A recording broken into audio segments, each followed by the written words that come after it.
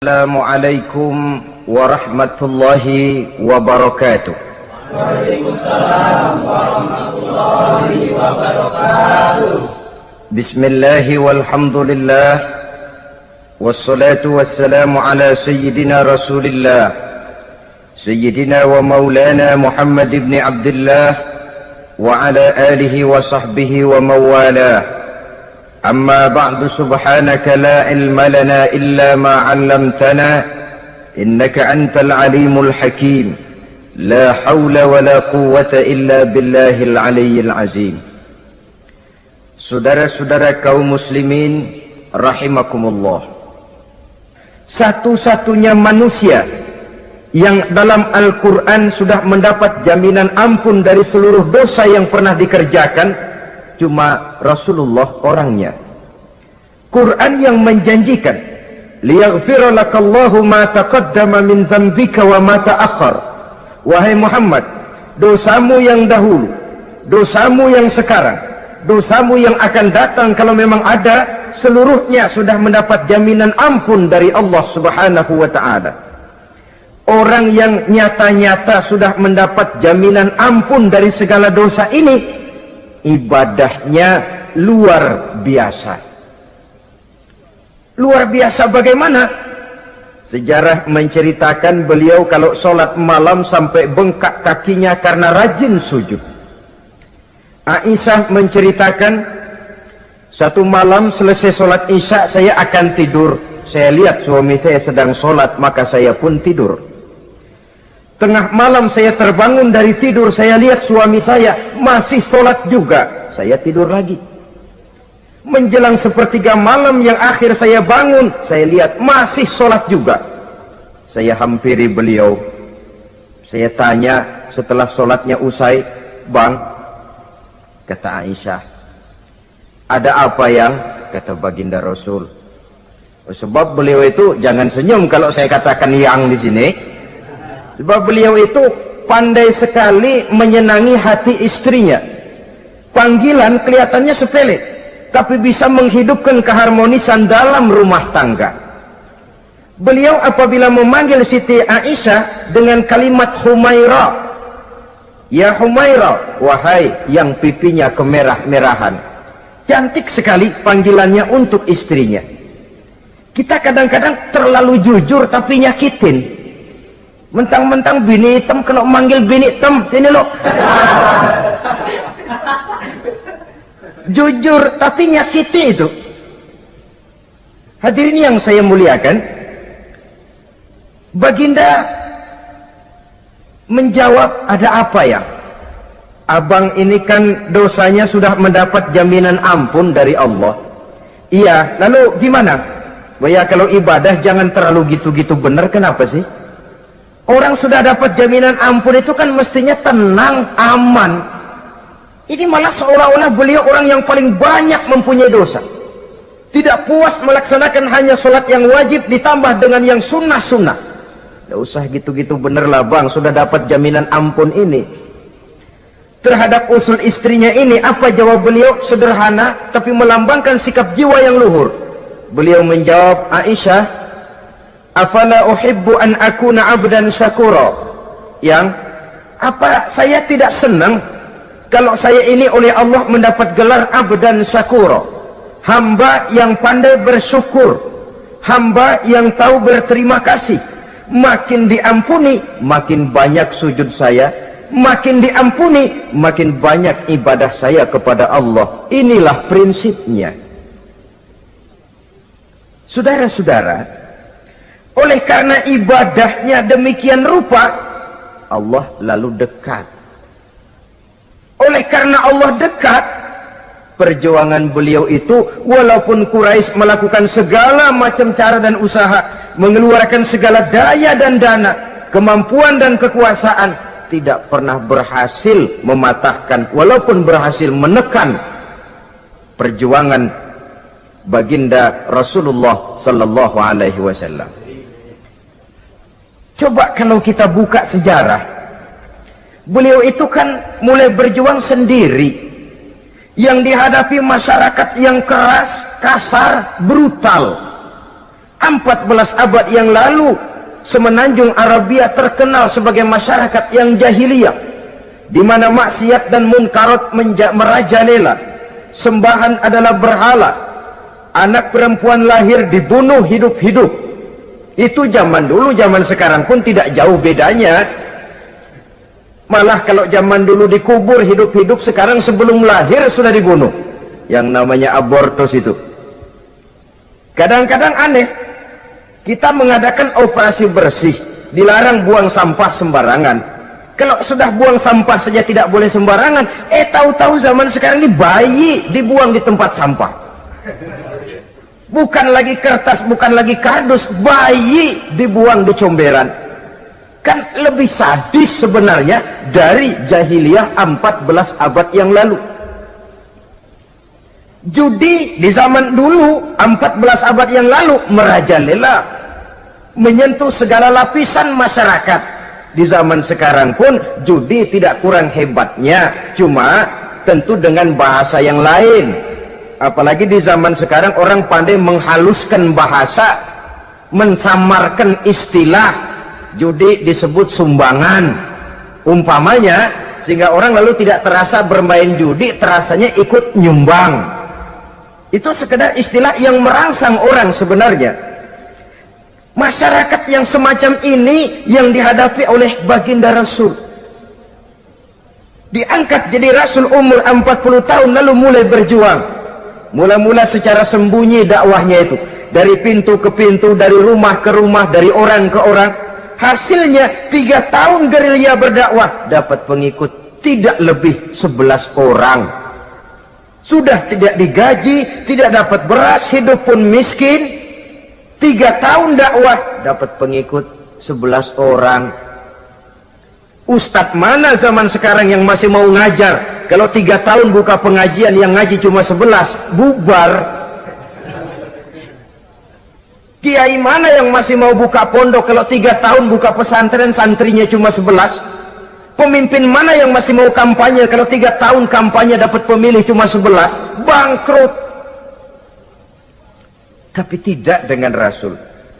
3 tahun berlalu, turun perintah fasda bima tu'mar. Tidak usah berdakwah secara sembunyi, Muhammad sampaikan saja Islam secara terbuka. Mulailah beliau berdakwah secara terbuka, terang-terangan. Mula-mula Quraisy dikumpulkan dekat Ka'bah. Kumpulah Abu Jahal, Abu Lahab, Abu Sufyan dan gembong-gembong Quraisy. Di sana buat pertama kali secara terbuka baginda Rasul pidato. Tuan-tuan Quraisy, apakah tuan-tuan percaya kepada saya? Percaya. Kenapa? Karena Anda Muhammad sejak kecil belum pernah bohong. Baik. Jikalau memang tuan-tuan percaya kepada saya, maka mulai hari ini saya serukan kepada tuan-tuan, ankizu anfusakum minan nar. Jaga, pelihara, lindungi dan selamatkan diri tuan dari neraka. Tinggalkan segala macam berhala, jauhi Latta, Uzza, Manat dan Hubal. Sembah Allah Tuhan yang Esa, yang lam yalid walam yulad, yang tidak beranak dan tidak diperanakan. Ini dakwah pertama yang beliau sampaikan. Selesai beliau pidato, Abu Lahab interupsi, angkat tangan. Muhammad, ada apa paman? Alihaza jama'tana? Cuma untuk dengar ocehan kayak begini kami dikumpulkan di sini. Tabban laka ya Muhammad. Kalau bahasa kasarnya, mau mampus kamu Muhammad. Nabi tidak jawab, Allah yang jawab. Tabbat yada abi lahabi wa tab, ma aghna anhu maluhu wa ma kasab. Bukan Muhammad yang celaka, Abu Lahab lah yang kelak akan menemui kecelakaan. Dakwah terus berlangsung. Ketika dakwah secara terbuka sudah dimulai, hambatan dan tantangan mulai datang. Sejak dari teror mental sampai kepada teror fisik. Dan puncaknya terjadi pada saat beliau berumur 53 tahun, di mana Quraisy mengadakan rapat di satu rumah yang disebut Darul Arqam. Kumpulah di situ dedengkot Quraisy. Siapa lagi kalau bukan Abu Jahal, Abu Lahab? Mereka rapat. rapat pleno lengkap. Setelah rapat dibuka, kata Abu Lahab kepada Abu Jahal, "Jahal, bagaimana ini Muhammad?" "Iya, bagaimana? Apalagi yang belum kita lakukan," kata Abu Jahal. "Kita fitnah sudah, kita caci maki tiap hari, kita lontari kotoran onta, sahabat-sahabatnya kita bantai, tapi mereka tetap tegar." "Iya," kata Abu Jahal, "dan sekarang ini sahabatnya sebagian berangsur-angsur sudah hijrah ke Madinah. Ini pertanda Islam akan berkembang di kota Madinah. Kalau nanti dia berhasil di Madinah lalu menyerbu ke Mekah, alamat habis kita gulung tikar." "Makanya," kata Abu Jahal. "Makanya apa?" "Makanya dari dulu juga saya bilang, kempesin aja itu." Jadi kalau bahasa okemnya kan begitu toh. "Bunuh saja Muhammad, bunuh." "Iya, soal bunuh sih gampang," kata Abu Lahab. "Tapi Muhammad kan tidak keluar dari batu. Dia punya keluarga, sanak famili dan handai tolan. Kalau keluarganya menuntut balas, bagaimana ini?" "Gampang. Kita kan banyak punya suku. Tiap-tiap suku kan punya juara, tukang-tukang pukul. Sewa saja, tiap suku ambil tukang pukulnya, kita kepung rumah Muhammad, bunuh sama-sama. Kalau keluarganya akan menuntut balas, dia akan berhadapan dengan seluruh suku yang ada di semenanjung Arabia ini. Bagaimana, setuju?" "Setuju." "Nah, sudah. Kapan kita bunuh Muhammad?" "Kapan lagi, tidak usah buang waktu. Besok malam." "Ya, besok malam kita bunuh Muhammad. Tapi awas, semua yang ikut rapat di sini, ingat baik-baik, ini rahasia negara. Besok malam kita akan membunuh Muhammad. Siapa yang berani membocorkan rahasia negara ini, supersip, dianggap menghambat program Quraisy. Itu nanti dijatuhi hukuman berat ya. Jaga rahasia baik-baik bahwa besok malam kita akan membunuh Muhammad. Sanggup?" "Sanggup." Rapat selesai. Hadirin boleh bubar ke rumah masing-masing. Pulang. Namanya manusia, bocor juga rahasia ini. Begitu pulang, cerita sama istrinya, "Bu, anu loh Bu." "Apa Pak?" "Saya tadi ikut rapat." "Rapat apa tuh Pak?" "Besok malam akan ada pembunuhan." Pembunuhan. "Siapa toh yang mau dibunuh?" "Muhammad." "Tapi jangan bilang-bilang ya, ini rahasia negara." "Ini rahasia negara Bu, jangan bilang-bilang." "Iya Pak, iya." Nah, besok pagi istrinya ngobrol sama tetangganya, "Mbak Ayu, tahu nggak?" "Apa toh?" "Nanti malam akan ada pembunuhan." "Siapa yang mau dibunuh?" "Muhammad." "Loh, sampean tahunya dari mana?" "Suami saya ikut rapat." "Tapi jangan bilang-bilang ya Bu ya. Ini rahasia negara. Jangan bilang-bilang. Nanti yang satu sampaikan lagi, jangan bilang-bilang. Terus jangan bilang-bilang. Akhirnya berita tersebar. Sehingga pagi hari itu sebagian besar penduduk Mekah sudah tahu kalau nanti malam akan ada pembunuhan. Maka lepas zuhur, Mekah itu mulai tegang. Yang simpati, "Aduh, kasihan Muhammad, nanti malam akan dibunuh." Yang tidak senang, "Mampus, biar dia rasain, ntar malam." Saudara-saudara, begitu maghrib berbunyi sudah, udara mulai gelap, penduduk Mekah sudah kunci pintu seperti ada jam malam. Sepi, sesepi-sepinya. Tutup pintu, kunci, bukan tidur, ngintip dari dalam. Lepas jam 8 malam, makin tegang. Masing-masing penduduk ngintip dari pintunya. Sudah berangkat belum orang yang mau bunuh Muhammad? Sudah berangkat belum? Kira-kira jam 9 ini, tukang-tukang pukul lewat mau ngepung rumah Muhammad untuk membunuh beliau. Begitu masuk Mekah, penduduk sudah kunci pintu, tapi mereka tahu kalau semua ngintip. Wah, makin hebat ini yang pemuka Quraisy ini, tukang-tukang pukul ini. Jalannya dibuat gagah-gagah, barisnya dibuat hebat-hebat. Itu injekan tanahnya dalam baris dibuat kencang-kencang, brok, brok, brok, brok, kayak serdadu baris. Lewat dekat rumah penduduk pakai batuk lagi. yang dari dalam ngintip makin ciut. Wah, ini dia yang mau bunuh Muhammad ini. Sampai di rumah Nabi, dikepung rumah Nabi, di pagar betis. Malam itu di dalam rumah cuma Nabi, Abu Bakar dan Ali bin Abi Thalib. Nabi tahu rumahnya dikepung. Lewat tengah malam beliau berkata, Abu Bakar, saya ya Rasul, mari kita berangkat hijrah. Baik ya Rasul. Ali, saya ya Rasul, kamu gantikan saya ya. Gantikan apa ya Rasul? Gantikan tidur di tempat tidur saya. Baik ya Rasul. Masya Allah, sekali menggantikan mati. Tidur di tempat tidur Rasul pada malam rumahnya dikepung, resikonya kan mati. Menggantikan mati. Lah kalau menggantikan lurah lumayan. Menggantikan mati. Dan Ali tahu persis resikonya. Dan beliau waktu itu masih muda dan beliau tidak nawar. Baik ya Rasul, saya akan tidur di sini, berangkatlah Tuhan. Berangkat Rasul. Ketika keluar dari pintu belakang, rumah dikepung rapat. Terjadilah keajaiban yang Allah ceritakan, wa ja'alna min baini aydihim sadda wa min khalfihim sadda fa aghshaynahum fahum la yubsirun. Di muka, di belakang, di kiri kanan dibuatkan dinding oleh Allah, dibutakan mereka tidak lihat kalau Muhammad keluar dari rumahnya. Siaga penuh, apel, mata melotot, Nabi lewat nggak kelihatan. Sampai Nabi kemudian menuju Gua Thur, 3 malam 2 hari di sana. Dari sana perjalanan dilanjutkan ke Madinah Al-Munawwarah. Allahu Akbar. Mengarungi gurun pasir yang gersang dan tandus, yang terbentang antara Mekah dan Madinah.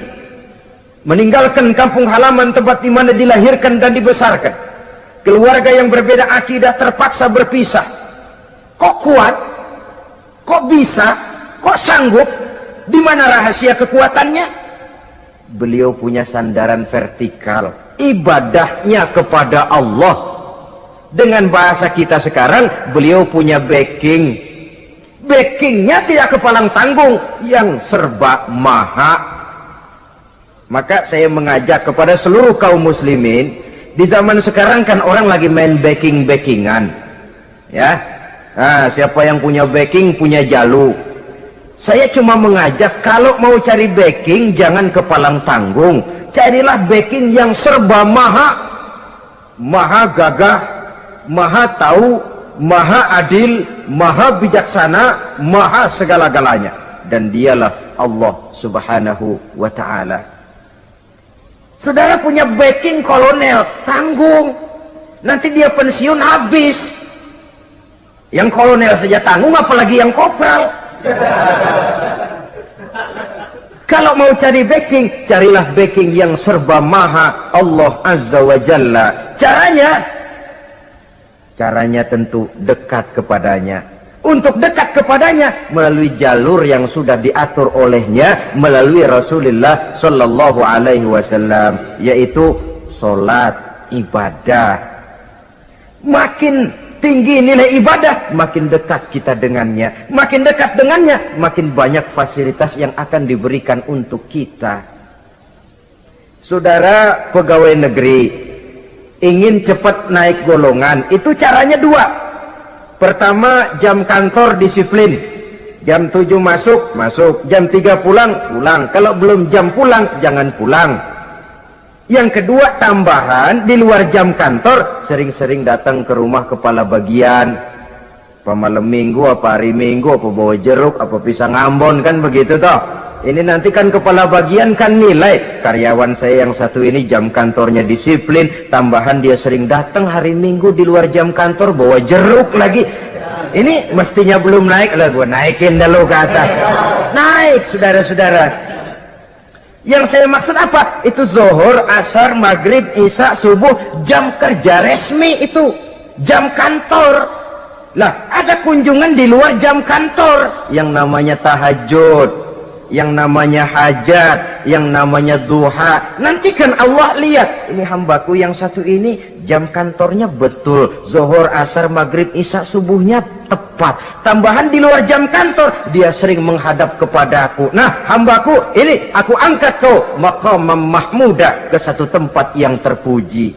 Kalau Allah yang ngangkat, satu negara orang mau rendahkan kita, kita akan tetap tinggi. Kalau Allah mau rendahkan, satu negara mau angkat kita, kalau memang dasar mesti nyungsap ke bawah. Inilah perlunya sandaran vertikal. Inilah perlunya kita mempunyai backing hanya kepada Allah. Pada waktunya orang akan sampai ke titik jenuh. Dalam kesunyian orang sering mempertanyakan eksistensi diri, mulai mempertanyakan hakikat keberadaannya, di tengah kesibukan bisnisnya, di tengah kesibukan kerja dari rapat ke rapat, dari kantor ke kantor, dari tender ke tender. Orang akan sampai kepada titik jenuh, dikala itu dia memerlukan ketenangan, dikala itu dia memerlukan kedamaian, dikala itu dia mencari eksistensi diri. Sebenarnya hidup ini mau apa sih? Cuma sekedar menjalani hal-hal yang rutin saja? Pergi pagi, pulang sore, peras keringat, banting tulang? Atau ada tujuan yang lebih luhur daripada sekedar ini? Dikala itulah dia mulai mencari jalur untuk mendekatkan diri kepada Sang Pencipta. Dan tidak bisa ingin dekat dengan Allah, saudara, pakai aturan sendiri. Ingin dekat dengan gubernur harus ikut aturan yang ditetapkan oleh protokolnya gubernur. Ingin dekat dengan presiden, ya ikut jalur yang sudah disusun oleh protokolnya presiden. Ingin dekat dengan Allah, ya ikut jalur yang sudah diatur oleh Allah melalui Rasulnya. Apa itu? Ya diantaranya sholat, puasa, dan ketentuan-ketentuan ibadah yang lain. Tidak bisa dengan prinsip, yang penting kan hati baik, berjiwa bersih, akhlak luhur, tidak usah sholat kalau hati baik sudah dekat dengan Allah. Oh, alangkah enaknya kalau begitu. Kalau dengan itu bisa dekat dengan Allah, rasanya Nabi Muhammad yang paling dulu berhenti sembahyang. Kenapa? Beliau orang yang hatinya paling baik. Beliau orang yang budinya paling luhur. Kalau budi luhur dan hati baik sudah menjamin untuk dekat dengan Allah, Nabi dulu berhenti sholat. Nyatanya tidak. Beliau orang yang berbudi luhur, berakhlak baik, entoh ibadahnya demikian rupa. Dan beliau adalah standar untuk kita jadikan contoh dalam mengamalkan ajaran-ajaran agama di kehidupan kita ini. Saudara, itu tadi sepertiga waktu beliau untuk ibadah, untuk Allah. Sepertiga yang kedua dari waktu beliau adalah untuk tugas. Dalam hal ini, sebagai seorang Rasul, menyampaikan risalah Islam berhadapan dengan umat. Yang jadi soal ialah, apa modal utama beliau di dalam melaksanakan tugas? Dan ini nanti sebagai cerminan buat kita. Modal utamanya pertama adalah keteladanan, dan yang kedua adalah akhlak. Sekarang ini kita hampir nyaris mengalami berbagai macam krisis. Yang paling santer kita dengar adalah krisis wibawa. Ada pak guru dicegat muridnya di jalanan, dipukulin karena nggak naik kelas katanya. Nampaknya guru nggak lagi berwibawa. Di satu pihak mungkin karena si guru tidak bisa digugu dan ditiru. Di lain pihak juga murid tidak lagi mengenal arti rasa hormat kepada pak guru. Nah, kenapa krisis wibawa timbul? Karena tidak ada keteladanan. Adapun Rasul, wibawa beliau timbul di tengah umat karena keteladanan ini. Apapun yang beliau ajarkan kepada umat, beliau adalah pelaksana pertama. Dengan kata lain, satunya kata dan perbuatan. Ini yang sangat diperlukan di zaman kita sekarang. Bukan cuma sekedar simposium, muktamar, kongres, rapat besar dengan keputusan bertumpuk-tumpuk kertas di atas meja, tetapi tidak pernah terrealisir dalam kehidupan. Yang kita perlukan adalah satunya kata dan perbuatan, bahwa kalau itu yang diucapkan, itu yang diterapkan. Kalau itu yang diteorikan, itu yang dikerjakan. Keteladanan. Yang kedua, rahasia sukses beliau dalam melaksanakan tugas berhadapan dengan umat, akhlak. Beliau tidak menyampaikan Islam ini dengan kekerasan, tidak juga dengan bujuk rayu harta, tidak pula dengan menakut-nakuti orang. Belum pernah kita baca dalam sejarah beliau teriak-teriak, awas yang tidak masuk Islam dipecat jadi orang Arab. Tidak. Atau dengan bujuk rayu, ayo siapa masuk Islam super mie 2 bungkus? Tidak. Sebab kebenaran tidak bisa dipupuk dengan materi. Kebenaran adalah soal keyakinan, dan keyakinan adalah soal batin. Orang yang beragama karena tertarik kepada super mie, orang yang beragama karena tertarik kepada pakaian, kepada obat-obatan, nilai imannya dipupuk dengan materi. Dan usaha seperti itu sama saja dengan menegakkan benang basah. Dia percaya kepada sesuatu yang dia tidak mengerti. Dia yakin kepada sesuatu yang dia tidak tahu apa bentuk yang dia yakini itu. Alangkah malang dan kasihannya orang yang beragama seperti ini. Tidak demikian dengan Rasul. Islam ini adalah satu keyakinan. Keyakinan terhadap kebenaran hanya bisa ditegakkan dalam nurani manusia yang paling mendasar. Karena itu dia tidak bisa dipaksakan. Dan itu pula sebabnya Quran punya prinsip la ikraha fid din. Tidak ada paksaan dalam beragama. Mau Islam silakan, tidak mau Islam silakan. Allah tidak memaksa. Tapi ayat ini jangan disalah pakai. Tidak pernah sholat, ditanya orang, kamu kan Islam kok enggak sholat? La ikraha fid din dong. Salah pakai. Yang tidak ada paksaan dalam beragama itu untuk orang di luar Islam. Kepada tuan-tuan di luar Islam, la ikraha fid din, tidak ada paksaan masuk Islam. Tapi kalau sudah masuk ke dalam Islam, maka berlaku peraturan Islam. Contohnya begini saja, tidak ada paksaan masuk ke rumah saya. Itu mau masuk silahkan, tidak mau masuk tidak ada urusan. Tapi sekali saudara masuk ke rumah saya, saudara harus ikut tata tertib yang ada di dalam rumah saya. Kira-kira beragama itu begitu. Tidak ada paksaan masuk Islam. Tapi sekali saudara masuk Islam, maka berlaku peraturan Islam untuk kehidupan saudara. Jadi la ikraha fid din ini buat orang di luar garis. Allah tidak maksa-maksa orang mau masuk Islam, mau tidak. Silahkan saja. Tapi ketika orang mendapat hidayah masuk ke dalam Islam, peraturan Islam berlaku dalam kehidupannya. Saudara hadirin kaum muslimin rahimakumullah. Akhlak. Mari kita lihat lebih jauh bagaimana sih akhlak beliau yang mulia itu. Allahu Akbar. Kalau orang berakhlak kepada teman itu sih biasa. Tapi berakhlak kepada musuh ini yang luar biasa. Ini yang agaknya Allah saja memuji beliau. Wa innaka la'ala khuluqin azim. Engkau Muhammad benar-benar berada di atas budi pekerti yang luhur dan terpuji. Kalau saya baik kepada orang yang memang baik kepada saya, logis toh, wajar, memang harusnya. Tapi berbuat baik kepada orang yang jahat terhadap saya, ini yang tidak setiap orang bisa. Nah, sebab itu saya tidak ingin menceritakan akhlak beliau kepada sahabat, namanya juga kepada sahabat. Saya akan kutip beberapa riwayat yang menceritakan bagaimana akhlak beliau kepada orang yang nyata-nyata memusuhinya. Berbagai riwayat menceritakan bagaimana beliau ketika di Taif dilontari orang dengan batu, yang melontari beliau malah mendapat doa, Allahumma hdi qaumi fa innahum la ya'lamun. Ya Allah, berikan hidayah, berikan petunjuk kepada yang mereka yang melontari saya dengan batu, karena mereka tidak tahu. Kalau saja mereka tahu, mereka tidak akan melontari saya dengan batu. Ya Allah, berikan hidayah kepada mereka. Padahal ketika itu malaikat Jibril menawarkan jasa. Muhammad, kalau kamu mau orang yang melontari kau dengan batu itu hancur, saat ini juga saya angkat Jabal Uhud, saya timpakan mereka biar mati semua. Mau Muhammad? Jangan Jibril, mereka tidak tahu. Kalau saja mereka tahu, mereka tidak akan melontari saya dengan batu.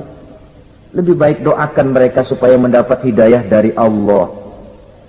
Dalam kondisi kepepet, dilontari dengan batu, malaikat Jibril datang menawarkan jasa.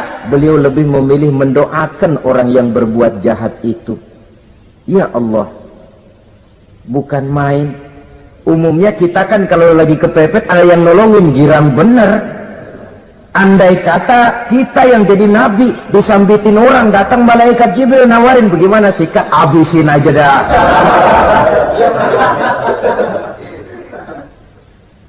Ini akhlak kepada musuh. Ketika beliau selesai sholat zuhur, istirahat rebah-rebah, tidur-tiduran di bawah pohon kurma, datang orang kafir yang bernama Daksur yang sudah lama mengintip-ngintip, mencabut dan menghunus pedang. Muhammad, kalau ini saat saya tebas batang lehermu, siapa yang akan menolong engkau? Tidak ada. Yang akan menolong saya Daksur? Iya, Allah yang akan menolong saya. Mendengar Allah, Daksur gemetar, keringat dingin bercucuran, pedang jatuh ke bawah, diambil oleh Rasul pedangnya, dibalikan ke leher Daksur. Kalau sekarang saya yang tebas batang lehermu Daksur, siapa yang akan menolong kamu? Tidak ada ya Rasul, kecuali kalau kau mau memaafkan saya. Baik, ambillah kembali pedangmu, kau saya maafkan, dan jangan ulangi lagi perbuatan semacam ini. Lain saat beliau sedang tawaf, diikuti oleh seorang Quraisy kafir. Sambil tawaf, ini kafir Quraisy sudah bawa pisau. Dia pikir, nanti di satu sudut yang agak gelap saya tikam Muhammad dari belakang, saya bunuh dia. Jadi kafir ini pura-pura ikut tawaf. Jahatnya orang kafir itu kan begitu, tawaf ya ikut pura-pura tawaf, ada kesempatan sikat dari belakang. Putaran pertama belum ada kesempatan, putaran kedua makin tegang. Pokoknya begitu tempat agak gelap, cabut pisau, hantam saja sudah Muhammad, biar mati sekali di sini. Dan Nabi tahu, oh ini asisten pribadi malaikat Jibril masih tahu tuh. Jadi malaikat Jibril memberitahu, awas Muhammad, itu di belakangmu orang cuma pura-pura tawaf, dia bawa pisau mau bunuh kamu, hati-hati Muhammad, Roger ganti gitu.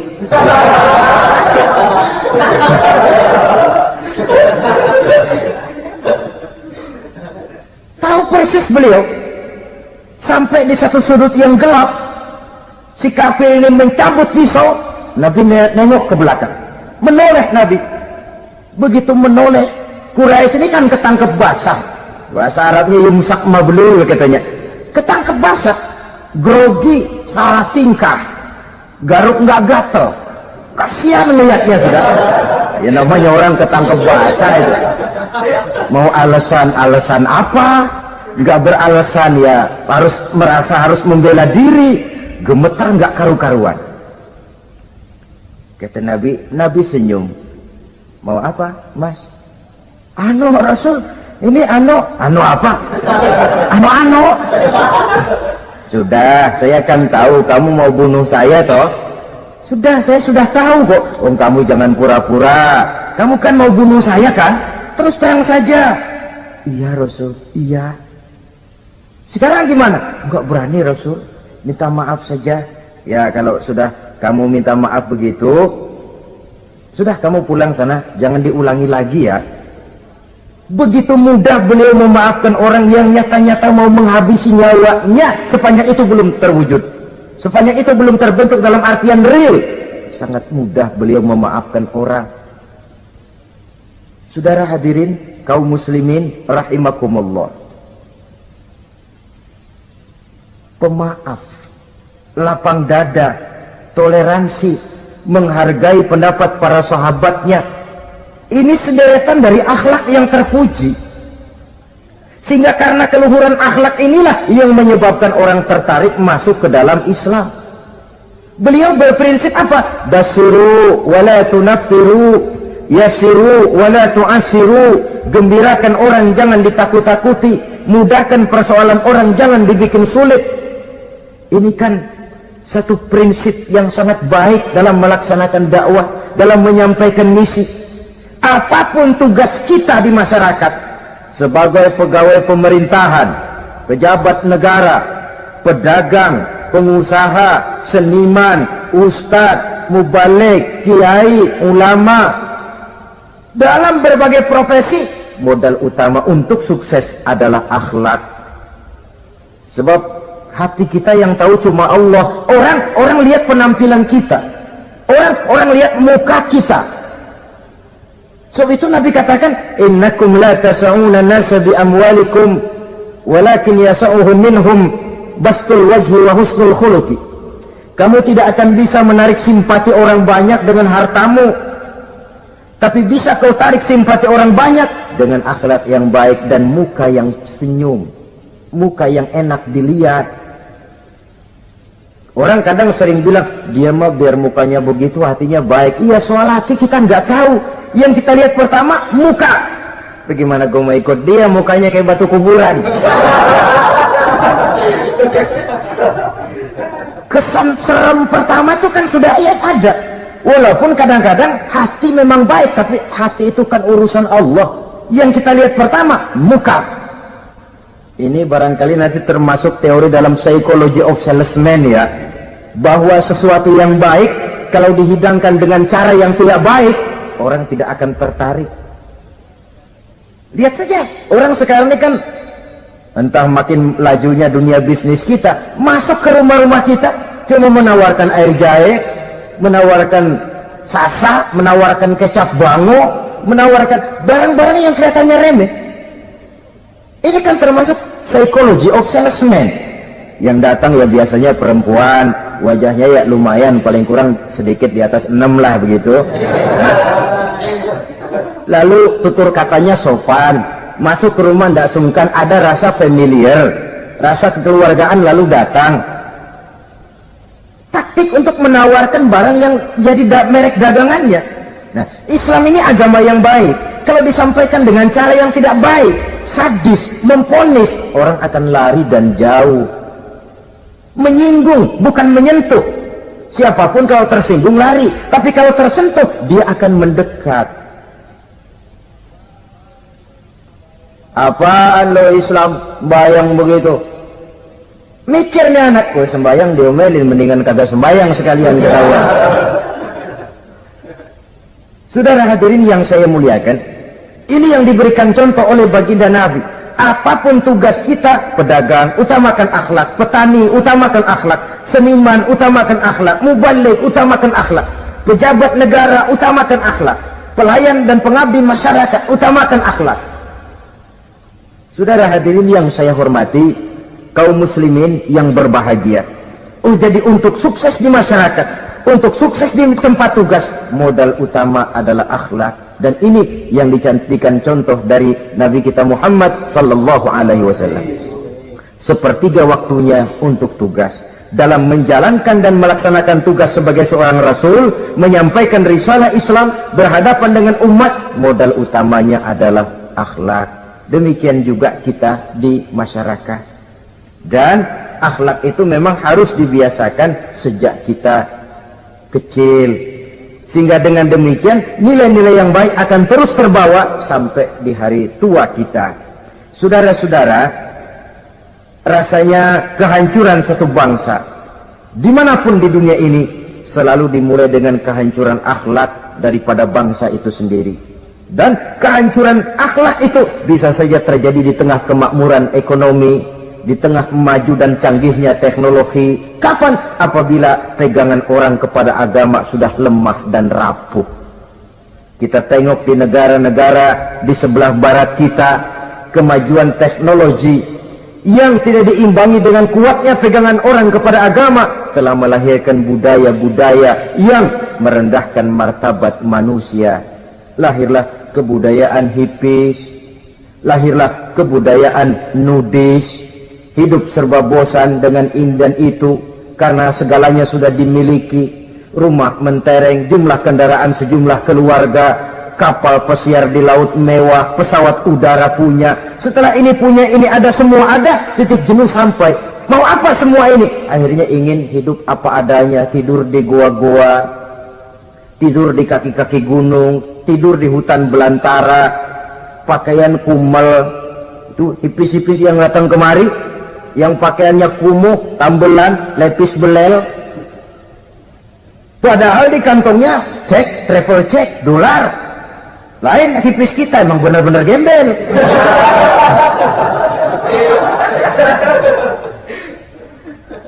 Merasa jenuh, merasa bosan. Bahkan sebuah berita dari Jerman, orang terlalu kaya, pulau dibeli. Di pulau itu dia bikin satu klub yang bernama klub nudis.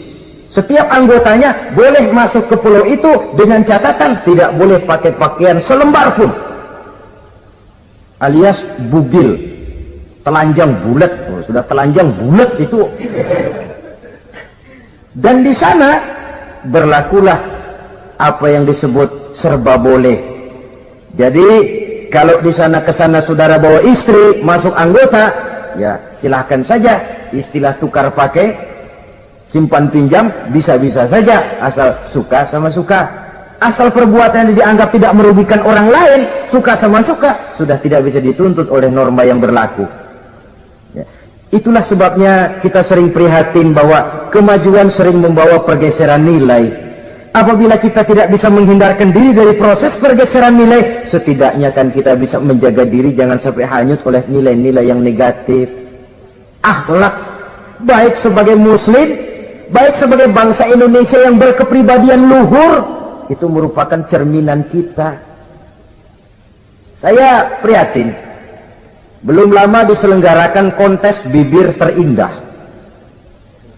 Kontes bibir terindah itu kira-kira apa manfaatnya? Apa yang jadi ukuran? Dan bukankah bibir karunia Tuhan?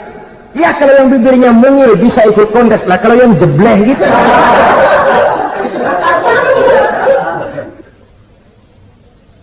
Kontes bibir terindah masih hangat dibicarakan orang, sudah muncul lagi kontes betis terindah. Nah kalau sudah bicara soal betis ini, kan yang terbayang oleh kita kira-kira ukurannya apa? Yang diukur itu apanya ya? Ya tentu betisnya itu. Nah paling celaka kalau betis-betis yang ikut itu nanti jadi milik panitia semua kan. Yang tidak usah kita mengukur dengan kacamata agama, dengan budaya kita sebagai bangsa Indonesia yang berfalsafahkan Pancasila, rasanya mendengarnya saja kok sudah tidak sah gitu loh. Tidak pas untuk ukuran kita sebagai bangsa yang berfalsafahkan Pancasila. Saudara-saudara kaum muslimin rahimakumullah, ini yang saya maksud tadi, proses pergeseran nilai.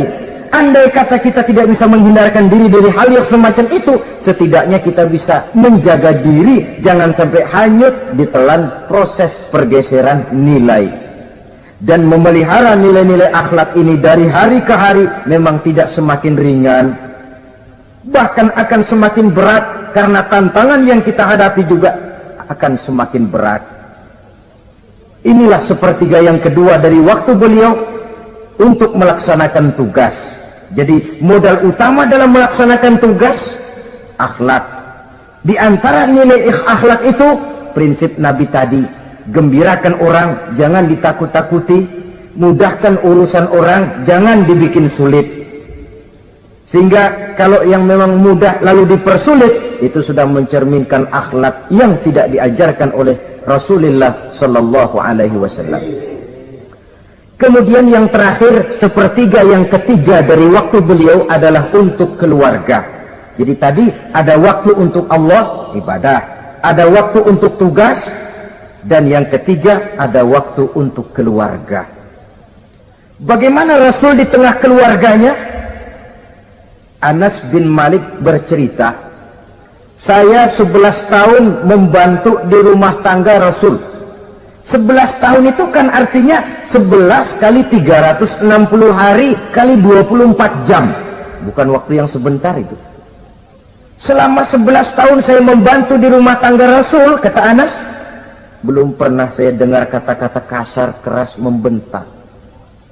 11 tahun saya membantu di rumah tangga beliau, belum pernah saya lihat ada piring terbang, ada bakyak melayang. Artinya apa? Cerminan dari ketentraman, keayeman, kedamaian rumah tangga beliau. Padahal rumah tangganya kecil, istrinya lebih dari satu, tapi aman, tentram, rukun. Kita kadang-kadang istri satu seminggu 7 hari, perang 6 hari. Cuma 1 hari gencatan senjata. Sudah hadirin, saudara kaum muslimin rahimakumullah, kalau beliau tidak menyenangi satu masakan, misalnya masakan istrinya, Tidak mencah-mencah, cuma kelihatan dari makannya barangkali tidak begitu banyak. Tapi tidak pernah mencela apapun yang dimasak istrinya. Senang ya dimakan, tidak senang ya dimakan karena menghargai lelah jerih payahnya istri. Ini kelihatannya sepele, tapi dari sini keharmonisan rumah tangga itu bisa saja timbul. Bukankah seseorang hanya bisa sukses di tempat tugas? Jadi apapun dia, kalau berangkat dari ketentraman dan ketenangan di rumah tangga. Dan tidak ada orang bisa meraih sukses kalau dia berangkat dari rumah tangga yang berantakan. Itulah sebabnya ini sangat diperhatikan oleh baginda Rasul. Dari rumah yang kecil, dari tempat tidur yang sederhana, yang sebelah itu kain kasar, sebelah dipakai untuk tidur, sebelah dipakai untuk selimut. Jadi kasur merangkap selimut. Allahu Akbar. Tapi dari rumah tangga yang semacam itu keluar ucapan baiti jannati, rumah tanggaku laksana surga bagiku. Di mana sih rahasianya? Karena rumah tangga beliau didirikan di atas ajaran agama. Agama membuat suami istri tahu hak dan tahu kewajiban. Kalau kewajiban dilaksanakan, hak diberikan, akan timbul saling pengertian. Apabila ada pengertian, akan timbul ketenangan, dan ketenangan adalah tangga utama untuk mencapai rumah tangga bahagia. Apalah artinya? Seperti banyak istilah orang, rumah bertingkat, uang banyak berlipat-lipat, kendaraan serba mengkilat, istri pun cantik memikat, kadang-kadang jumlahnya 4, tapi tiap hari kiamat. Tidak pernah ada ketenangan dan kedamaian di rumah itu. Saudara hadirin, lebih celaka lagi sudah rumah gubuk berantem melulu. Sudah kiamat itu, sudah kiamat. Jadi dengan adanya pelaksanaan kewajiban, pemberian hak, timbul pengertian. Pengertian membawa ketenangan. Suami keluar rumah, istri tenang di rumah.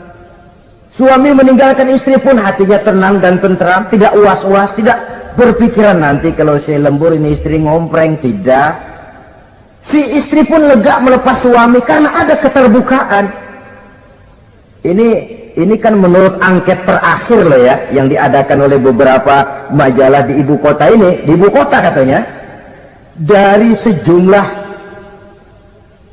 laki-laki yang disebarkan angket, ternyata jika ada 3 laki-laki, 2 nyeleweng. Jadi angka penyelewengan itu 2/3 dari jumlah laki-laki itu menyeleweng katanya. Ya mudah-mudahan yang kumpul di sini termasuk 1/3 yang nggak nyeleweng itulah.